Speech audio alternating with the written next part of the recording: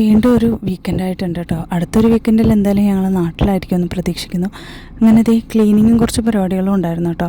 ഉച്ചക്കത്തെ പരിപാടി എന്ന് പറയുന്നത് നമ്മൾ കുറച്ച് കഞ്ഞിയും പയറുമായിരുന്നു ഞാൻ ഉണ്ടാക്കിയിട്ടുണ്ടായിരുന്നു. അപ്പോൾ വൈകിട്ടത്തേക്കിന് കുറച്ച് ചോറും രസവും ഒക്കെ ഉണ്ടാക്കി കഴിക്കാമെന്ന് കൊതി തോന്നിയിട്ടാണെങ്കിൽ മാറ്റി വെച്ചിട്ടുണ്ടായിരുന്നു. കുറച്ച് പ്രോൺസും ഉണ്ടായിരുന്നേ.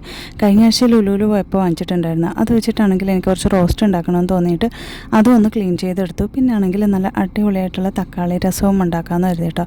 അതിനായിട്ട് ഞാൻ ആദ്യം കുറച്ച് ഉലുവ, പിന്നെ കുറച്ച് നല്ല ജീരകം കൂടെ നമ്മുടെ എണ്ണയിലിട്ട് മൂപ്പിച്ച് അതിലേക്ക് ഇഞ്ചിയും വെളുത്തുള്ളിയും നമ്മുടെ നല്ല ചെറുള്ളിയും കൂടെ ഒന്ന് ചതച്ചിട്ട് അതും ഒന്ന് മൂപ്പിച്ചെടുത്തു കേട്ടോ. അതിലേക്ക് തക്കാളി അരിഞ്ഞതിട്ട് പിന്നെ നമ്മുടെ എരിവിന് വേണ്ടി കുറച്ച് കുരുമുളക് പൊടിയും പിന്നെ കുറച്ച് മുളക് പൊടിയും കുറച്ച് മഞ്ഞൾപ്പൊടിയും ഒരു നുള്ളു മാത്രം മല്ലിപ്പൊടിയും ചേർത്തിട്ടുണ്ടായിരുന്നു കേട്ടോ.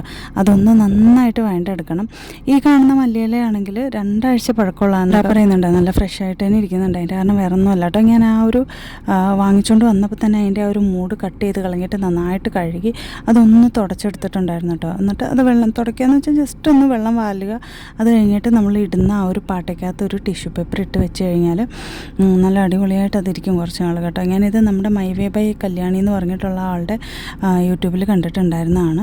അത് കഴിഞ്ഞിട്ട് ഇതേ നമ്മുടെ പ്രോൺസും പെട്ടെന്ന് തന്നെ ഞാനൊന്ന് ഫ്രൈ ചെയ്ത് റോസ്റ്റ് എടുക്കുമായിരുന്നു കേട്ടോ. റോസ്റ്റ് ചെയ്തെടുത്തിട്ടുണ്ടായിരുന്നു. അങ്ങനെ വൈകിട്ടത്തേക്കിനുള്ള ചോറും കറികളും എല്ലാം സെറ്റായിട്ടുണ്ട്.